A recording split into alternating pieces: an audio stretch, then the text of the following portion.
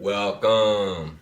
You're with the nasty pastor, and I hope, I'm gonna slow this down. I hope your Chi-Fi is going successfully so far, and I apologize for not getting this daily bread out early. But today is Monday, September the 2nd, and the daily bread comes from Acts 2, chapter 2, 42 through 47. All the believers were together and had everything in common, humbly asking for help. A lot of us have problems asking people for things. A lot of us have issues where that you feel obligated and you're not, to be honest with you. If I have time, I will, at the end of this reading, reflect on something I posted yesterday, and maybe you will understand things a little bit better. What I said about dude hurt my feelings. Let's roll. As our party approached, my wife and I started planning, with many people coming. Should we pay a caterer to cook? If we do the cooking ourselves, should we buy a barbecue? With a small chance of rain on the day, should we buy a tent too? Soon our party was getting expensive and even a little antisocial. By trying to provide everything ourselves, we were missing an opportunity to receive the help of others. The Bible vision of community is one of both giving and receiving. I do believe in that. Even before the fall, Adam needed help. Genesis 2:18, and we're called to seek others' advice. Proverbs 15:22, and share our burdens. Galatians 6:2. The early church held everything in common, benefiting from each other's property and possessions. Acts 2:44 through 45. Instead of living independently, they shared, borrowed, gave, and received in beautiful interdependence. We ended up asking guests to bring a salad or dessert to our party. Our neighbors brought their barbecue, and a friend brought his tent. Asking for help enabled us to forge closer relationships, and the food people made brought variety and delight. In an age like ours, being self-sufficient can be a source of pride, but God gives His grace to the humble. James 4:6, including those who humbly ask for help. Okay, looking at the time frame, I can get into something, but that's deep. You know what I mean? Because see, a lot of us don't know how to ask for help. A lot of us is caught on that a person should know. You got what I'm saying? Why should I know? Why should I? Now, what I'm gonna touch on this post that I posted about, see, me and dude chopped it up months ago, maybe a whole year ago. And I believe he was just coming home from a rehab. And we chopped some things up, and he explained some things, that he understood about himself. So I just listened. You got what I'm saying? Being that I'm older than him, being that I've been through it, I just listened so I could find out where his strengths at and where his weakness at. And see, he explained to me his weakness. And the weakness was money.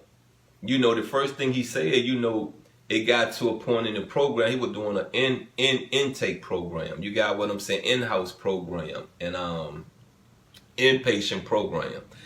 And when it got to the point where he could go out, get a job, work and stuff like that, he said to me, they did that too early. I wasn't ready for money to be in my pocket. See, he knew that he get some money, he gonna what? Do his thing. You got what I'm saying? He going to get his drug. You get what I'm saying? So that moment right there really caught my attention. I said, good. I don't have to talk too much. All I have to do is share my tribulations, being a recovering drug addict, being a non-active drug addict, and been clean for 20-some years, just maybe he will understand his triggers, which he figured one of them working. You got what I'm saying? Not so much that it's not for him to work, but not having the strength to how to say it, not having the strength to fight the craving of the drug because he have the money in his pocket. So I said to myself, you know, and we chopped it up many times, you know what I mean? And it was some things I was pointing out. I said, why you don't go down here and get your ID? You know, he said, man, I really don't have no money to get it.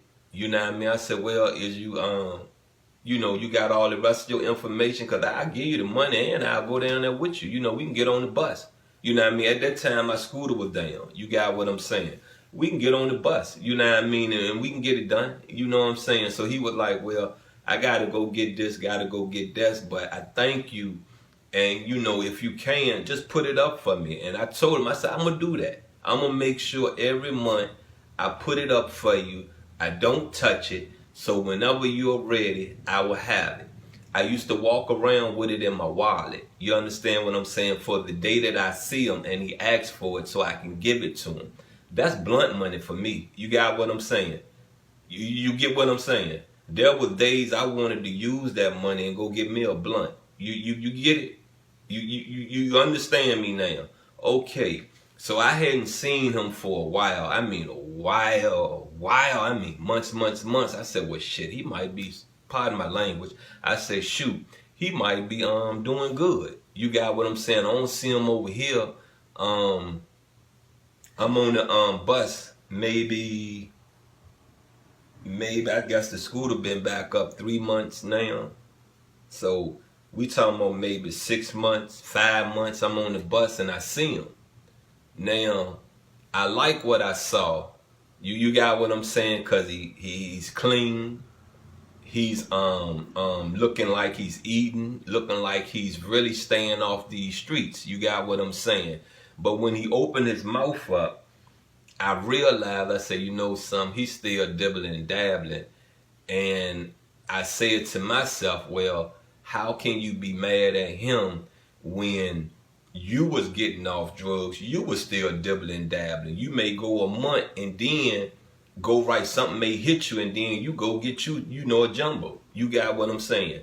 Then I sat there and I said to myself, you know what I mean, bam, don't give up on this man. You got what I'm saying? And we got to talking again, bam. And before my stop came, I said, cuz, peep this. When you ready for the money, I got it. And I add a little extra to it because I know it don't cost no more than like $10, $12 to get an identification card. You got what I'm saying? So he said, well, good, just hold it. Let's exchange numbers so that I'll have your number. So we did that. You know, I ain't gonna be at you. When I got off the bus, I said, when is he gonna call me tonight? Then a week went past, 2 weeks went past, 3 weeks went past, a month went past. Put it this way, some months went past, I ain't never hear from him. I text him one day, I believe, you know, I ain't get no text back. And I think the day that he, I texted him and asked him, was he ready for the money to get his identification card? Or he texted me, one or the other, we didn't meet up. You got what I'm saying? So the night that I end up meeting up with him, we're talking about 1, 2 o'clock in the morning. I'm coming from the 24-hour store getting me a cigarette. No, I'm coming from the blunt store. Well, same thing, the blunt store, the cigarette store. And he see me pull in. You got what I'm saying? So he automatically come to me. He said, man, you still got that money for my ID? You was going, you know, you was holding for me. I said, yeah, and I got a little extra for you, man, huh? You know, no. I said, he said, man, you still got that money. So before I could say anything, he said, you know, you never even, now the tone of his voice kind of shift me another way. He said, man, you know, you never called me back. I said, yeah, I did. I called you back. You never answered. You never even sent me the location for me to come bring you the money. And I cut it off right there, right? Because I already knew he was on his, how to put it, he was on his, You know, he wanted to get high. You got what I'm saying? He wanted to go get high. You got me? So I said to myself, I said, you know something?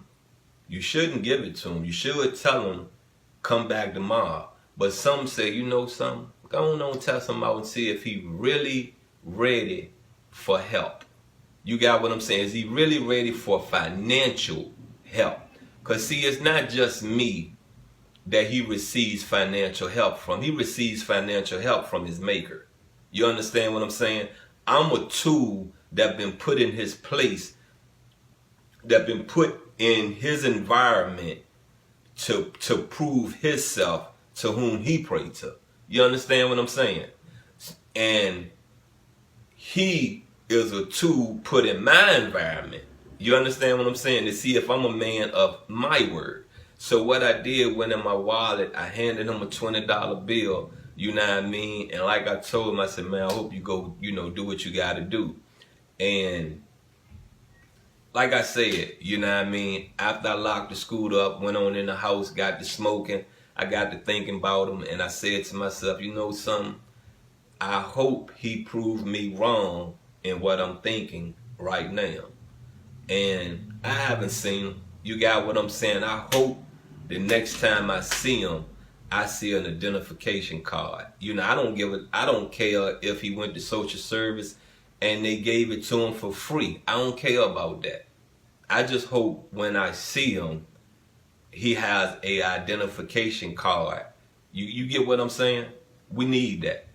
We really do need that. There are programs that he can enter, that he can get into, that will help him if he have identification.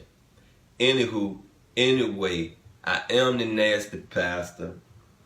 We're finishing up our daily bread from out of our daily bread book.